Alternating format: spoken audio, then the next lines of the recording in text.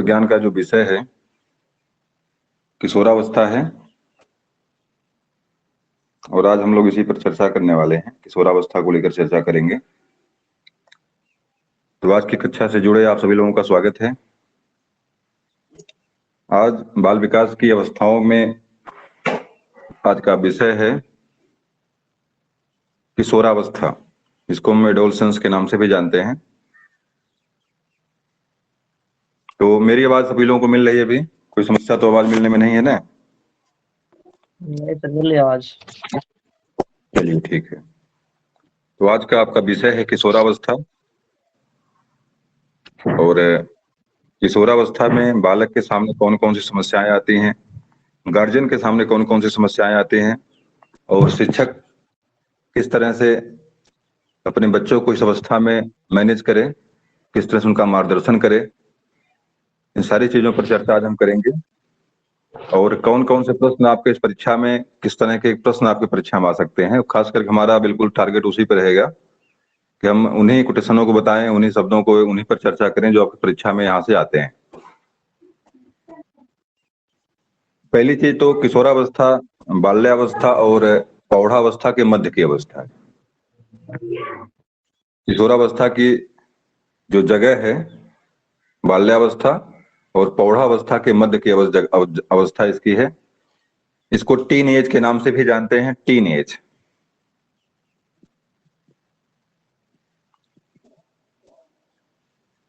आपको इंग्लिश की अंग्रेजी की जो गिनतियां होती हैं जिसको पता होगा, 11-12 के बाद जो है 13, 14, 16 इस तरह लगाता है ना, 17 इस तरह जो लगाता है उसके अंत में जो टीन शब्द लगता है, टीन मतलब 13 से लेकर के आपका 19 वर्ष तक लगता है कि नहीं लगता है। 19 के बाद 20 आ जाता है। मेरी आवाज मिल रही है ना? मतलब 13 वर्ष की उम्र से लेकर के 19 वर्ष के उम्र के मध्य की जो अवस्था है इसको हम टीन एज के नाम से जानते हैं। इसको हम जो है किशोरावस्था के बीच में ही रखते हैं। लगभग नॉर्मली आपकी जो उम्र है ये 12 से लेकर के 18 वर्ष तक मानी जाती है। कुछ मनोवैज्ञानिक इसको 19 वर्ष तक भी मानते हैं और कुछ 13 वर्ष से शुरू करते हैं। तो सबकी अपनी अपनी कुछ न कुछ विशेषताएं, लेकिन नॉर्मली 12 से लेकर 18 वर्ष के बीच की जो उम्र है इसको हम किस उम्र में रखते हैं? इसको हम किशोरावस्था में रखते हैं।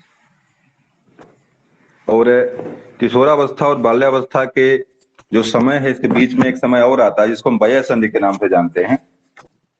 उसको भी जानना आपको जरूरी है कि कब से कब तक ये होती है और क्या महत्व है इसका। एक भारतीय दर्शन है जो मानव जीवन को 4 भागों में बांटा है। बताने कोई बताएगा इसमें से? भारतीय दर्शन के अनुसार जो है मानव जीवन को 4 भागों में किस किस भागों में बांटा गया है?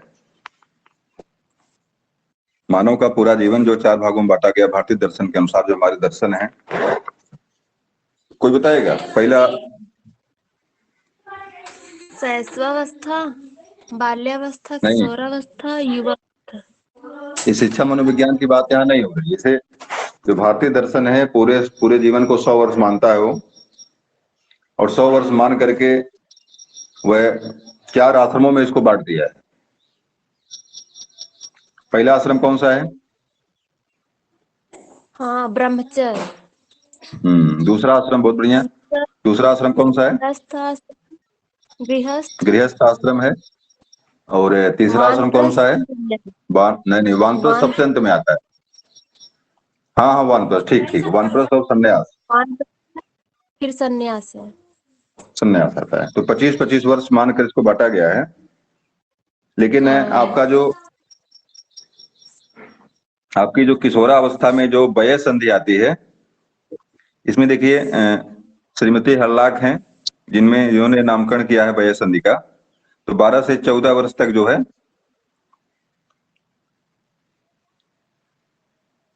इसको उन्होंने माना है वयः संधि को, 12 से 14 वर्ष तक। तो 12 से 13 ये लड़कियों में है और पुनः 13 से 14 जो है आपकी उम्र जो है आपके जो है लड़कों की वयः संधि है। मतलब किशोरावस्था के और बाल्यावस्था के मध्य के जो संक्रमण काल जो है उसको वयः संधि के नाम से जानते हैं। और ये उम्र इसकी ये उम्र इन्होंने बांटा है। खासकर वयः संधि में इतने क्यों लिखा यहाँ पे है, 12 से 14 वर्ष तक की उम्र को हम क्या मानते हैं? हम वय संधि मानते हैं। तो किशोरावस्था का जो शुरुआती स्टेज जो आपका है 12 से लेकर के 14 वर्ष के बीच में, इसको वय संधि के रूप में जानते हैं। यहाँ पे दुविधा में बालक बिल्कुल, मतलब जो विकास बालक का होता है, बिल्कुल यह किशोरावस्था और बाल्यावस्था के मध्य की कड़ी है, इसलिए इसको वय का मतलब दोनों इसमें मिले हो, इसमें किशोरावस्था भी मिली हो और जिसमें आपके बाल्यावस्था भी मिली हो, इसको वय संधि के नाम से जानते हैं। चलिए, तो बात मुख्य रूप से किशोरावस्था के बारे में हो रही है। इसमें देखिए क्रो एंड क्रो महोदय हैं, वो कहते हैं कि किशोर ही वर्तमान की शक्ति और भावी आशा को प्रस्तुत करता है। क्रो एंड क्रो का कथन यहाँ पे है, किशोर ही वर्तमान की शक्ति और भावी आशा को प्रस्तुत करता है, क्रो एंड क्रो कहते हैं। और इसे बाल्यावस्था और किशोरावस्था, बाल्यावस्था और प्रौढ़ावस्था के मध्य का संधिकाल भी कहा जाता है। क्या कहते हैं, इसको नोट कर लीजिएगा, बाल्यावस्था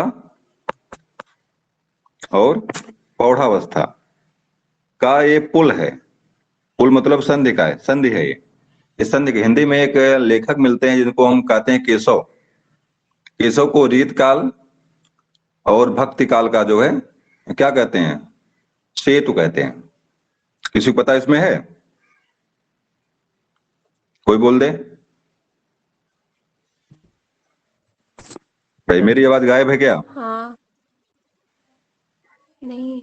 चलिए, केशव को जो है इसी तरह से सारी, जैसे जिस तरह से उनको संधि काल का सेतु कहा गया, उसी तरह से इस बीच की कड़ी है ये, संधि है ये। मतलब किशोरावस्था जो है बाल्यावस्था और प्रौढ़ावस्था के बीच का जो कड़ी है, एक तरह से जो है एक संधि काल है। तो अच्छा बताइए, हिंदी में जरा एक प्रश्न जवाब दे दीजिए। गुना का नाम है, कठिन काव्य का प्रेत किसे कहते हैं?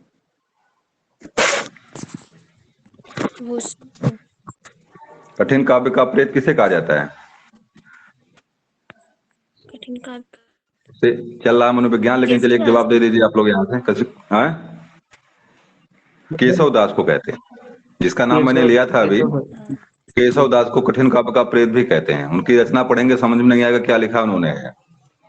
रामचंद्रिका, जंगीर जस चंद्रिका, इस तरह करके उन्होंने कविप्रिया के नक्सिक, इनके वर्णन है, इनकी पुस्तकें इनकी हैं केशव दास की। मुख्य रूप से ये आपके भक्ति काल में और रेत काल दोनों में आते हैं। इनका नक्सिक, इनका कविप्रिया पढ़ने के बाद लगता है कि रेत काल में जा रहे हैं, कि रामचंद्रिका पढ़ेंगे तो आपको लगेगा कि जो भक्ति काल के।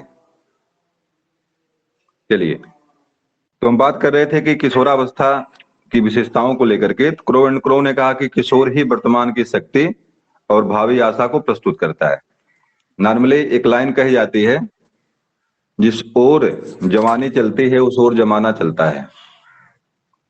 तो जो युवा वर्ग होता है, जिधर मुड़ जाता है उसी की सत्ता बन जाती है, उसी का मतलब सारी चीजें उसी की तरफ मुड़ जाती हैं।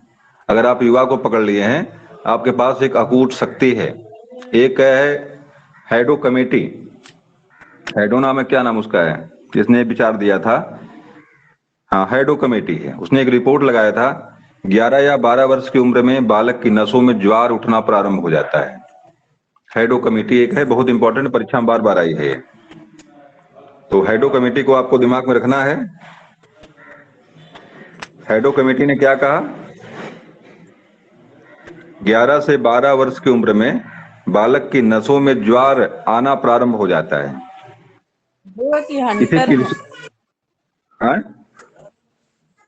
हैडो है कि हंटर कमेटी? नहीं, हैडो कमेटी है, हैडो कमेटी की रिपोर्ट है, हंटर कमेटी नहीं है। हंटर अलग है, हंटर आयोग है, हंटर आयोग है, हैडो कमेटी है। हैडो कमेटी ये कहती है 11 या 12 वर्ष की आयु में बालक की नसों में ज्वार उठना प्रारंभ हो जाता है, इसे किशोरावस्था के नाम से पुकारा जाता है। यदि इस ज्वार का समय रहते उपयोग कर लिया जाए तो इसकी शक्ति तथा धारा के साथ नई यात्रा प्रारंभ की जाए तो सफलता पूर्ण रूप से प्राप्त की जा सकती है। इसे इसने ये कहा कि अगर हम बालक को मार्गदर्शन सही टाइम पे दे दें, अगर किशोरावस्था में बालक के पास अकूट शक्ति है, अकूट ज्वार उसके शरीर में भरा हुआ है, ऊर्जा भरी पूरी तरह से है। अगर इस टाइम पे हम बालक को सही मार्गदर्शन दे दें, उसको सही रास्ते पे दिखा दें, सही रास्ता उसको दिखा दें हम, तो वह कोई ऐसा काम नहीं जो कर ना कर पाए बालक। किशोरावस्था का बालक जिसके पास अकूट शक्ति है, अगर उसको हम एक सही रास्ता मार्गदर्शन दे दें, उसको सब कुछ कर सकता हो। कुछ ऐसा दुनिया में है ही नहीं जो किशोर ना कर सके। तो इस तरह से अगर परीक्षा में प्रश्न पूछता है कि 11 से 12 वर्ष की आयु में बालक की नसों में ज्वार उठना प्रारंभ हो जाता है, किसकी लाइन है, तो वहां पे जवाब क्या देंगे आप? हैडो कमेटी देंगे। बहुत इंपॉर्टेंट है, इसको नोट कर लीजिएगा। और एक लाइन इनकी बड़ी इंपॉर्टेंट है, स्टेनली हॉल की, परीक्षा में बार बार पूछता है। स्टेनली हॉल की लाइन जो है परीक्षा में बार बार पूछता है। क्या लाइन है वो? किशोरावस्था बड़े संघर्ष, तनाव, तूफान तथा विरोध की अवस्था है। किशोरावस्था संघर्ष, तनाव, तूफान तथा विरोध की अवस्था है। लाइन किसकी है ये? स्टेनले हॉल की लाइन है। और जेरसील्ड महोदय ने इसमें कहा है, किशोरावस्था वह समय है जिसमें विचारशील व्यक्ति बाल्यावस्था से परिपक्वावस्था को संक्रमण करता है। जेरसील्ड महोदय का कथन है, किशोरावस्था वह समय है जिसमें विचारशील व्यक्ति बाल्यावस्था से परिपक्वावस्था की ओर संक्रमण करता। परिपक्वावस्था का मतलब है आपका किशोरावस्था। इसके बाद जाकर के 18 वर्ष के बाद प्रौढ़ावस्था आपकी आती है, जहां पूर्ण रूप से आदमी परिपक्व हो जाता है। उसे आपका एडोलसेंस, आपका एडल्ट जो है, एडल्ट जो उम्र मानी गई 18 वर्ष के बाद ही मानी गई। 18 वर्ष की उम्र प्राप्त करने के बाद आपको परिपक्व माना जाता है। लेकिन मुख्य रूप से जो परिपक्वता का जो संक्रमण होता है, जो काल चलता है, जिसमें बहुत सारे उद्वेग, बहुत सारे संवेग नियंत्रित और संयमित होते हैं, व्यवस्थित जाके होते हैं, वो आपका किशोरावस्था है। किशोरावस्था में सारी चीजें व्यवस्थित होने के बाद परिपक्वावस्था की ओर बढ़ती है। वहां से एक बार फिर से बोल दीजिए। किशोरावस्था वह समय है जिसमें विचारशील व्यक्ति बाल्यावस्था से परिपक्वता की ओर संक्रमण करता है। जेरसील्ड का कथन है ये।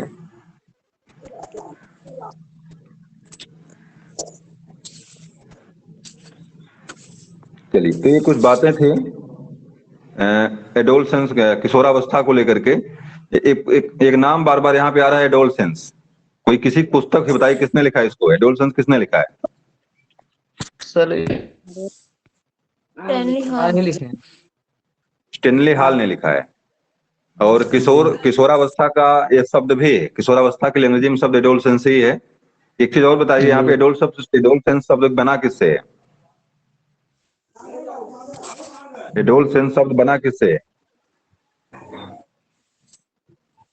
एडोलसियर शब्द है वो है, जिससे आपका एडोलसेंस शब्द बनता है। तो इसको भी नोट कर लीजिए, कई बार परीक्षा में सीधे पूछ लेता है, मैं लिख देता हूं, उसको लिख लीजिए। एडोलेसियर लिखा शब्द है, एडोलेसियर, ये शब्द आपका है एडोलेसियर। इस क्रिया से एडोलसेंस शब्द बनता है और इसका शाब्दिक अर्थ होता है परिपक्वता की ओर बढ़ना। नोट कर लीजिए इसको। एडोलसेंस शब्द किससे बना हुआ है? एडोलेसियर से बना हुआ है, जिसका शाब्दिक अर्थ है परिपक्वता की ओर बढ़ना। और उसी बात को जो है जेरसील्ड ने यहाँ लिखा है, किशोरावस्था वह समय है जिसमें विचारशील व्यक्ति बाल्यावस्था से परिपक्वता की ओर अग्रसर संक्रमण करता है। तो इसका शाब्दिक अर्थ ही एडोलसेंस का शाब्दिक अर्थ ही यही है कि परिपक्वता की ओर बढ़ना। मतलब ये हो गया कि पूरा किशोरावस्था में बालक जो है परिपक्वता की ओर लगातार बढ़ता है, संवेग में नियंत्रण पाता है, अपने शारीरिक बनावट को पूरी तरह से पूरा एक मुष्ट अपना पूर्ण रूप प्राप्त करता है। संवेग, नैतिक शिक्षा, बाकी विचारों में जो फेरबदल होते हैं, मतलब सारी चीजें, बुद्धि का विकास 18 वर्ष की उम्र तक जो है बालक की बुद्धि का पूरा डेवलपमेंट हो जाता है। 18 वर्ष के बाद बालक की बुद्धि में डेवलपमेंट जो है नहीं होता है। तो मतलब हर तरह के जो परिपक्वता होती है किशोरावस्था में बालक प्राप्त करता है। इसीलिए इसका मतलब क्या है यहाँ पे? परिपक्वता की ओर बढ़ना। एडोलसियर का मतलब क्या है? परिपक्वता की ओर बढ़ना। पूरा इस उम्र में बालक जो है परिपक्वता की ओर बढ़ता है। जब पूरा तरह से परिपक्व हो जाता है 18 वर्ष की उम्र तक, उसके बाद जाकर के जो है प्रौढ़ावस्था में वह प्रवेश करता है। तो जिस काल में पूरी तरह से बढ़ना ही काम चल, लगातार व्यवस्था वाला काम चले, तो वास्तव में वह काल तो भाई उथल पुथल भूचाल का काल तो रहेगा ही। इसीलिए जो है स्टेनली हॉल ने इस काल को जो है बड़े संघर्ष, तनाव, तूफान और विरोध की अवस्था का, जिस काल में लगातार निर्माण ही हो रहा हो, घर बन रहा हो, घर घर घर गिरा दीजिए, घर बनाने लगी। तो बनाते समय क्या होता है, दुनिया के आपको तामझाम काम करने पड़ते हैं, सारी व्यवस्थाएं करनी पड़ती हैं, तो पूरा तरह से यहाँ तक कि पैसे की व्यवस्था करनी पड़ेगी, उसी में किसी से कहा सुनी भी होगी, मतलब पूरी तरह से सारी व्यवस्था, सारी डैमेज वाला काम, निर्माण वाला काम, व्यवस्थित होने वाला काम पूरा पूरा आपका जो है किशोरावस्था में ही चलता है। इसीलिए सारी समस्याएं यहाँ से खड़ी होती हैं। एक चीज और यहीं से जानिएगा, किशोरावस्था में जो भी विकास होता है ये भी द्रुत गति से होता है। तीव्र विकास का काल भी इसे कहा जाता है, द्रुत या तीव्र विकास का काल भी कहा जाता है। खास करके वयः संधि जब होती है आपकी है, जो 11 से 12 वर्ष तक, 12 से 13 और 13 से 14, इस काल में बालक का शारीरिक विकास एकाएक होता है, जबरदस्त होता है। आपको 21 साल में लगेगा कि ये तो बच्ची दिख रही थी, एकाएक बढ़ गई, सारे उसके शारीरिक अंग जो हैं डेवलप होने लगते हैं। बालक का भी एक ही साल 2 साल के अंदर उसके दाढ़ी मूंछ बाकी चीजें चेंज होने लगती हैं, मतलब 1-2 साल के अंदर ही आपको ये लगता है कि बालक के पूरी तरह चेंजिंग आ गई, उसकी आवाज बदल जाएगी, उसके शरीर में दाढ़ी मूंछ या दाढ़ी आने लगेगी, मूंछ बढ़ने लगेगी, मतलब एक पूर्ण परिपक्वता का जो कंडीशन होती है, जिसे लगता है कि हाँ बालक बड़ा हो गया है, वो सारी चीजें वहां से उसको जो दिखाई लगने लगती है। इसीलिए इसको जो है, और कुछ मनोवैज्ञानिक तो ऐसे भी हैं, एक अटपटी तथा समस्यावस्था भी इसको कहते हैं, एक अटपटी और समस्यावस्था के रूप में भी किशोरावस्था को पेश करते हैं। यहाँ पर 2 सिद्धांत काम आते हैं, आपके यहाँ पे हैं किशोरावस्था के विकास के सिद्धांत को लेकर के। एक कहता है कि त्वरित विकास का सिद्धांत, कहता है विकास तुरंत होता है, एकाएक होता है। एक कहता है कि नहीं, ऐसा नहीं। एक कहता है कि क्रमिक विकास होता है, एक कहता है कि आकस्मिक विकास होता है, एक कहता है क्रमिक विकास होता है। 2 सिद्धांत यहाँ पे आते हैं आपके किशोरावस्था को लेकर। एक कहता है किशोरावस्था जो एकाएक आती है, इसके पुराने अवस्था से कोई मतलब इसका है ही नहीं। एक कहता है ऐसा नहीं है, जिस तरह से बसंत ऋतु के कुछ अवशेष जो है आपके शरद ऋतु में दिखाई पड़ने लगते हैं, उसी तरह से जो है किशोरावस्था में भी, किशोरावस्था में आने के पहले भी, किशोरावस्था में भी बाल्यावस्था कुछ चीजें दिखाई पड़ती हैं। इसको लेकर परीक्षा में प्रश्न आपसे पूछता है कि कौन विचारक जो है एकाएक या अकस्मात परिवर्तन के सिद्धांत का समर्थक है, कौन विचारक जो है क्रमिक विकास के सिद्धांत का समर्थक है। देखिए नाम नोट कर लीजिए पहले, त्वरित विकास के सिद्धांत में कौन कौन से हैं, आकस्मिक विकास सिद्धांत में कौन कौन से हैं। त्वरित विकास का सिद्धांत के समर्थक कौन है और क्रमिक वाले कौन है, इनका देखिए त्वरित में नोट कर लीजिए। स्टेनले हॉल, खास करके स्टेनले हॉल का नाम यहाँ पे आता है, एडोलसेंस पुस्तक में उन्होंने लिखा है, स्टेनले हॉल ने एडोलसेंस पुस्तक में लिखा है, किशोर अथवा किशोरी में जो शारीरिक एवं मानसिक परिवर्तन होते हैं वे एकदम छलांग मारकर आते हैं। नोट कर लीजिए इस लाइन को, स्टेनले हॉल के एडोलसेंस पुस्तक की लाइन है ये। क्या लाइन है? किशोर अथवा किशोरी में जो शारीरिक एवं मानसिक परिवर्तन होते हैं वे एकदम छलांग मारकर आते हैं। ये लाइन किसकी है? ये लाइन है स्टेनले हॉल की एडोलसेंस पुस्तक में, जो कहते हैं कि संघर्ष, तनाव और तूफान की अवस्था है। और दूसरे समर्थक इसमें 3 लोग समर्थक इसके हैं क्रमिक विकास के। तीनों लोगों का नाम नोट कर लीजिए, थांडाइक, किंग और हालिंगवर्थ। थांडाइक, किंग और हालिंगवर्थ, 3 लोगों का नाम यहाँ पे आता है। तीनों लोगों का नाम नोट कर लीजिए। इसमें से परीक्षा प्रश्न कैसे बनेगा? 3 लोगों का नाम ये दे देगा, एक नाम डाल देगा यहाँ पे स्टेनले हॉल का, कहेगा क्रमिक विकास के, किशोरावस्था क्रमिक विकास के समर्थक हैं या समर्थक नहीं है करके उसमें 3 नाम जो है उनका डाल देगा, या 3 नाम डाल के लिख देगा आगे सभी। जैसे मान लीजिए थांडाइक का नाम डाल देगा, किंग का नाम डाल देगा, हालिंगवर्थ का नाम डाल देगा, अंत में लिख देगा आल। तो अगर आल देगा तो सभी को सही मारेंगे। अगर उसमें से 3 नाम इनका डालेगा, एक नाम स्टेनले हॉल का नाम डाल देगा वहां पे, तब स्टेनले हॉल को आप अलग कर देंगे क्रमिक विकास के सिद्धांत से। या मान ली पूछ दे कि त्वरित विकास या आकस्मिक विकास के समर्थक हैं। उसमें से 4 लोगों का नाम यही डाल दे, किंग का नाम डाल दे, थॉर्नडाइक का नाम डाल दे, हॉलिंगवर्थ का नाम डाल दे, उसी में स्टेनली हॉल का भी नाम डाले, तो स्टेनली हॉल को वहां पे सही कर देंगे आप। तो दोनों चीजें दिमाग में आपके रखनी है। 4 लोग इसके हैं, एक तो एक सिद्धांत मात्र एक ही लोग है, वो आपके स्टेनली हॉल हैं जो त्वरित विकास आकस्मिक विकास को मानते हैं, और बाकी तीन आपके जो हैं, बताए भाई थॉर्नडाइक का सिद्धांत कौन सा है, सीखने के सिद्धांत में थॉर्नडाइक सिद्धांत कौन सा है? फिर से बोल दीजिए एक बार तीनों के नाम। थॉर्नडाइक और थॉर्नडाइक, किंग और हॉलिंगवर्थ। किंग।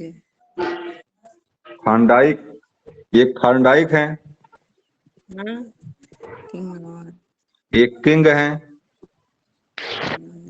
एक हॉलिंगवर्थ है। ये तीनों के तीनों जो है क्रमिक विकास के समर्थक हैं। तो इसमें किंग की एक लाइन नोट कर लीजिए, जिसने किंग ने कहा है, परीक्षा में अक्सर लाइन पूछी गई, किसका मत है ये? किंग की एक लाइन नोट कर लीजिए यहां से। किंग ने ये कहा जो है, जिस प्रकार एक ऋतु के आगमन के चिन्ह, ये थोड़ा सा गलत लिखा है इसमें, जिस प्रकार एक ऋतु का आगमन दूसरी ऋतु के अंत में होता है, लाइन नोट कर लीजिए, लिख लीजिए पूरा इसको। किंग का कथन क्या है? जिस प्रकार एक ऋतु का आगमन दूसरी ऋतु के अंत में होता है, पर जिस प्रकार पहली ऋतु में ही दूसरी ऋतु के आगमन के चिन्ह दिखाई देने लगते हैं, आगमन जिस दूसरी प्रकार ऋतु। पहला लिखिए, जिस प्रकार एक ऋतु का आगमन दूसरी ऋतु के अंत में होता है, अंत में जिस होता प्रकार, है। आगे लिखिए, जिस प्रकार पहली ऋतु में ही दूसरी ऋतु के आगमन के चिन्ह दिखाई देने लगते हैं,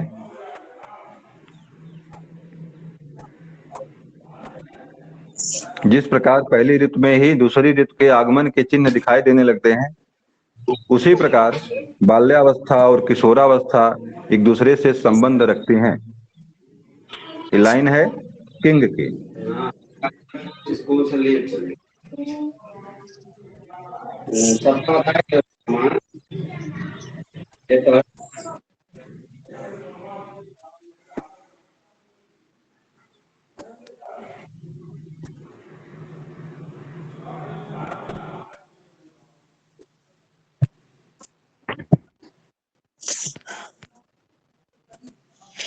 चलिए,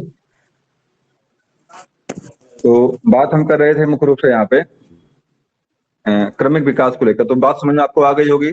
4 मनोवैज्ञानिक हैं, स्टेनली हॉल, किंग, थॉर्नडाइक और हॉलिंगवर्थ। किंग का आप कोटेशन याद कर लीजिएगा, मुख्य रूप से परीक्षा में कई बार सीधे दिया हुआ ये है। और छलांग मारने वाला कोटेशन किसका है? स्टेनली हॉल वाला है। और अब किशोरा काल की जो किशोरावस्था कुछ विशेषताओं के बारे में आपसे हम चर्चा करेंगे। कौन कौन सी विशेषताएं, कभी परीक्षा में प्रश्न ऐसे भी देता है कि किशोरावस्था की विशेषता नहीं है, या बाल्यावस्था की विशेषता नहीं है, या शैशवावस्था की विशेषता नहीं है, या है, दोनों बातें देता है। तो अगर तीनों अवस्थाओं के विशेषताओं के बारे में जानते रहेंगे तो जो भी उसमें से अलग एक करेगा, 3 तो उसी काल की विशेषता देगा, एक विशेषता अलग कर देगा उसमें से।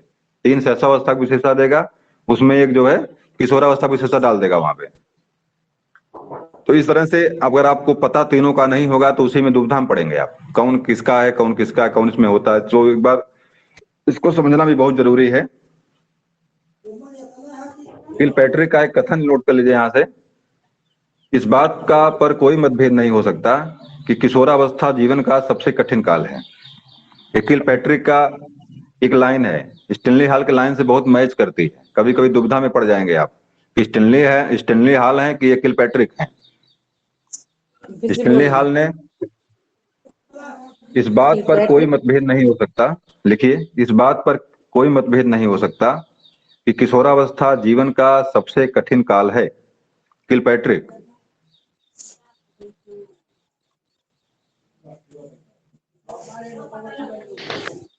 इस बात पर कोई मतभेद नहीं हो सकता कि किशोरावस्था जीवन का सबसे कठिन काल है। ये लाइन किसकी है? किलपैट्रिक की है।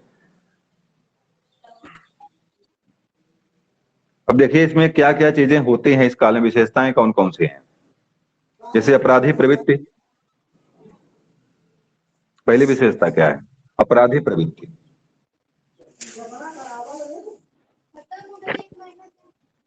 अपराधी प्रवृत्ति जो है इस काल की पहली विशेषता है।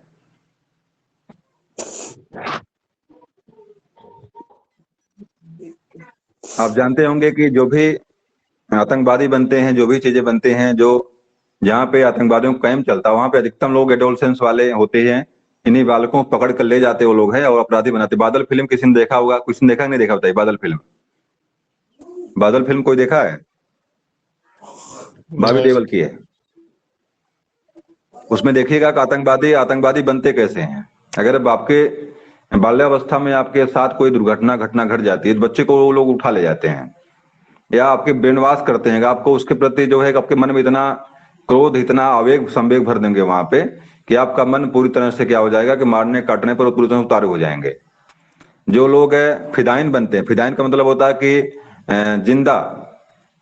जिंदा मरने को जिंदा बम लेके घूमते हैं। जिंदा बम जिसे कहते हैं, मतलब आदमी अपने शरीर के अंदर बम फटफिट कर लेता है और घूमता रहता है। जिसको मारना होता है उसी के बगल में जाकर दबा देता है, अपने उड़ जाता है और वो भी व्यक्ति मर जाता है। फिदाइन कहते हैं उसे। फिदाइन हमला हुआ। फिदाइन हमले का मतलब है कि मिलिट्री कैंप में मैं घुस गया और अपने आप को जाके वहां से उड़ा लिया मैंने। ये अपने को मारने का एक गुण बताओ, कोई मरना चाहेगा कोई दुनिया में? नहीं मरना कोई चाहता है। लेकिन आपके मन में भगवान प्रति ऐसी भावना, अल्लाह के प्रति इतना प्रेम भरते हैं, कहते हैं कि अगर मर जाओगे तो आपको जन्नत मिलेगी। मरने के बाद क्या मिलेगी? जन्नत मिलेगी, स्वर्ग मिलेगा। मतलब तरह तरह के मन भर देते हैं और बेचारा सोचता है कि अब मैं मर जाऊंगा तो मुझे भगवान की सोबत प्राप्त होगी, अल्लाह का मुझे नूर मिलेगा। इस तरह करके लोग फिदाइन बनते हैं और जाकर क्या करते हैं, अपने आप को जाके किसी विशेष व्यक्ति को टारगेट करके वहां जाकर दग लेते हैं और पूरी तरह से जो 10-20 लोग को मारते हैं और वहां पे अल्लाह के साथ पास पहुंच जाते हैं। ये सारी कंडीशन जो होती है बाल्यावस्था की ही विशेषताएं कि नहीं, किशोरावस्था की ही विशेषताएं। मतलब आपराधिक प्रवृत्ति जो होती है इस काल की विशेष प्रवृत्ति है। अगली चीज देखिएगा, समायोजन ना कर सकना। समायोजन न कर सकना। इस काल में बालक जो है अपने आप को बड़ा असमायोजित महसूस करता है, किसी भी व्यवस्था के सीधे विरोधी होता है। वो विरोधी प्रवृत्ति उसके अंदर अंतर्गत ज्यादा होती है। सामूहिक विकास, चाहे वो धर्म का विरोध करना हो, चाहे कुरीतियों का विरोध करना हो, चाहे पाखंडों का विरोध करना, इस टाइम पे किशोरावस्था के शुरुआती स्टेज जो होता है, इस शुरुआती स्टेज में किशोरावस्था के बालक जो होता है सारी जो है पाखंडों का, अंधविश्वासों का, ईश्वर का भी विरोधी होता है। ईश्वर को भी नहीं मानता है। वो कहता है कि नहीं जो बता रहे हो सब गलत। लेकिन जो है कि किशोरावस्था के लास्ट स्टेज में जाते जाते बालक ईश्वर और धर्म में भी विश्वास करने लगता है। उसका सामाजिक जो क्या होता है कि समाज कुछ विशेषताओं को स्वीकृति प्रदान कर देता है। क्या गलत होता है, चलो मान लेता है, चलो ठीक है गलत है, चलिए सभी लोग कर रहे हैं मैं भी करूंगा। इस तरह की स्वीकृति उसको मिल जाती है। लेकिन बाल्यावस्था के शुरुआती स्टेज जो किशोरावस्था के शुरुआती स्टेज में बालक जो है एकदम विरोधी होता है। आप इस बात को अपने घर के बच्चों पर जाकर टैली करिएगा कि वास्तव में ये कंडीशन है कि नहीं। 13 से लेकर के 12 से लेकर के 15 वर्ष तक, 16 वर्ष तक का बालक जो होता है हर बात में आपका विरोध करता हुआ दिखाई पड़ेगा। कोई अच्छा काम करेंगे पहले कहेगा नहीं करूंगा, उसके बाद जाके कर सकता है, लेकिन पहले बार एक बार इनकार तो कर ही देगा वो। और सारी चीजें यहाँ पे होती हैं। तो इस तरह से क्या होता है, समायोजन नहीं कर पाता अपने आप को समाज में बाकी चीजों से, क्योंकि उस समय नैतिकता, सामाजिकता सारी चीजें उसके अंदर डेवलप हो रही होती है। उसमें दुविधा में हमेशा रहता है कि कभी कभी आपकी बात को मान लेगा, कभी आपकी बात को बिल्कुल उल्टा कर जाएगा। कभी आपके कथन को मानेगा, कभी जो कहेगा कि नहीं करूंगा मैं। मतलब बिल्कुल एक ही 2 ही मिनट में 10 आधा घंटा के अंदर दो तरह से आपके साथ व्यवहार कर सकता है वो। अगला चीज देखिए यहाँ पे है, अगला चीज यहाँ पे है उसके उदंडता, कठोरता, भुलक्कड़पन, पशुओं प्रति निष्ठुरता, आत्म प्रदर्शन की प्रवृत्ति, गंदगी और व्यवस्था की आदतें, कल्पना, दिवा सपनों में विचरण, ये सारी चीजें वह इस काल में करता है। भुलक्कड़ नंबर 1 का होता है क्योंकि उसका मन हमेशा कहाँ लगा रहता है, दिवा सपनों में लगा रहता है। तरह तरह की चीजें सोचा करता है वो। अभी आप कोई सामान बाजार लाने के लिए कहेंगे कि ठीक बाजार गया, बाजार कहेंगे जाके बेचारा जग चले जाओ वहां पे सामान ले जाओ, बाग में पहुंचा, वहां पे क्रिकेट हो रहा है, तब आपकी चीज को क्या करेगा, 2 मिनट का रुका, उसके बाद आपके सामान वो गायब, दिमाग से उसके निकल जाएगा वहां से, और तुरंत खेलना खेल कूद करके शाम तक पहुंचेगा आपके यहाँ। वो कहेगा कि आप कहोगे कहाँ गए थे, सामान मेरा लाए, कहेगा अरे मैं तो भूल गया। तो ये सारी चीजें उसके मन में जो होती हैं। और पशुओं के प्रति निष्ठुरता, हाँ, बताइए। आत्म प्रदर्शन की प्रवृत्ति, गंदगी और अव्यवस्था। इस काल में बालक के जो है, अगर बालक के कमरे में चले जाइए आप, जो है जो बालक इसमें इस उम्र में होता है, वो किसी वस्तु को सही जगह पे नहीं रखता है। कपड़ा फेंक देगा कहीं उठा करके, या जूता कहीं फेंका हुआ, जैसे हमारा मिलता है यहाँ पे। अभी मैं भी सोचता, मुझे भी पढ़ के लगता है कि मैं भी उसी उम्र में हूँ। मेरे भी सारी चीजें अगर कमरे में आ जाएंगे तो कुछ व्यवस्थित मिलेगी नहीं कहीं, जो है जूता कहीं है, चप्पल कहीं है, कपड़ा कहीं फेंका हुआ है, मतलब कुछ भी व्यवस्थित नहीं मिलने वाली है। कारण क्या कि मुझे इन चीजों को करने के लिए समय नहीं मिलता है। तो समय मिलता है तो पूरी तरह से मैं कहीं और लग जाता हूँ। ये सारी समस्याएं, मुख्य रूप से समस्याएं ये जो है किशोरावस्था के हैं। तो किशोरावस्था में क्या रहेगा, हर चीज उसकी अव्यवस्थित पूरी तरह से रहेगी। कापी किताब कहीं रहेगी, झोला बस्ता सब कहीं रहेगा। मतलब ये व्यवस्था, मतलब आपके मन में ये बात मैं इसलिए कह रहा हूँ ताकि आपके बच्चों के इस व्यवहार को देखकर आप परेशान ना होइए। आपके मन में आएगा तो बड़ा व्यवस्थित है, बड़ा ऐसा है, मतलब उस तरह की व्यवस्था को देखकर बिल्कुल परेशान मत हुई, क्योंकि उसके उम्र की विशेषता है, उसके समय की विशेषता है। इस वजह से वो काम ये कर रहा है। आगे देखिए यहाँ पे है बिग और हंट। एक शब्द है बिग और हंट। एक लेखक हैं, मतलब दार्शनिक हैं, आपके मनोवैज्ञानिक हैं, बिग एंड हंट, 2 लोग हैं। उन्होंने एक शब्द दिया परिवर्तन। कभी कभी परीक्षा में बार बार पूछा है, कभी कभी सीधे पूछता है कि किशोरावस्था के लिए एक शब्द कौन सा है। तो वह शब्द कौन सा आपका, वह शब्द आपका परिवर्तन है। परिवर्तन, परिवर्तन। ये शब्द को देने वाले कौन है, इस शब्द को देने वाले हैं बिग और हंट। बिग और हंट ने यह शब्द दिया है। अब बिग और हंट कैसे नाम इनका भाई वही बता सकते हैं, लेकिन बिग और हंट करके यहाँ पे शब्द आया हुआ है। यहाँ लिखा हुआ है किशोरावस्था की विशेषताओं को सर्वोत्तम रूप से व्यक्त करने वाला एक शब्द परिवर्तन है। परिवर्तन में आगे लिखा है शारीरिक, सामाजिक और मनोवैज्ञानिक होता है। तो यदि परिवर्तन शब्द देता है, तो परिवर्तन शब्द में किशोरावस्था की सारी चीजें समाहित हो जाती हैं। जैसे उसमें लिखा हुआ है 3 चीजें, यहाँ लिखा हुआ है शारीरिक, सामाजिक और मनोवैज्ञानिक। परिवर्तन कैसा होता है, शारीरिक होता है, सामाजिक होता है, मनोवैज्ञानिक होता है और सांवेगिक भी होता है। 4 तरह के परिवर्तन आपके जो है इस काल में दिखाई पड़ेंगे आपको। तो इसके लिए परफेक्ट शब्द कौन सा लाया गया, परिवर्तन शब्द लाया गया। और ये देने वाले शब्द कौन है आपके, बिग और हंट। नाम इसको परीक्षा में अगर इस तरह से पूछता है कि किशोरावस्था के लिए एक शब्द परिवर्तन, और परिवर्तन मान लो कि लाइन कोटेशन मान लो इस तरह लिख दे, जो है लाइन से यहाँ पे देखिए पूरा पूरा कोटेशन लिखा हुआ है, किशोरावस्था की विशेषताओं को सर्वोत्तम रूप से व्यक्त करने वाला एक शब्द है परिवर्तन। ये लाइन है बिग और हंट की। लाइन किसकी है, बिग और हंट की। आगे उसी में लिखा हुआ है परिवर्तन, यह परिवर्तन शारीरिक, सामाजिक और मनोवैज्ञानिक होता है। मतलब अगर एक क्वेश्चन परीक्षा में अगर आपके आ जाए तो जवाब क्या देंगे आप, बिग और हंट लिखेंगे वहां पे। बिग और हंट की लाइन है ये, बिग और हंट की लाइन है।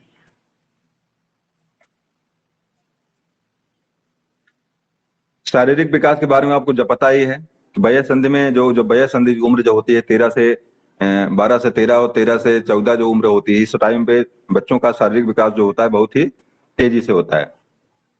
मानसिक विकास के बारे में आपको पता है, मैंने बताया कि बुद्धि का डेवलपमेंट जो होता है 18 वर्ष की उम्र तक। परीक्षा में कई बार ये भी प्रश्न आया हुआ है कि एक वयस्क मनुष्य में बुद्धि का विकास अधिकतम किस उम्र तक हो जाता है। इसका जवाब क्या मिल देंगे आप, अगर आप एक फिल्म देखे होंगे, फिल्म में है क्रिस। क्रिस के पास एक अद्भुत शक्ति होती है। उसे वो जो फादर होते हैं, स्कूल के जो टीचर होते हैं, प्रश्न पूछते हैं, आईक्यू लेगा, आईक्यू उसका चेक होता है उसमें कि वास्तव में यह बालक जो है किस उम्र में है।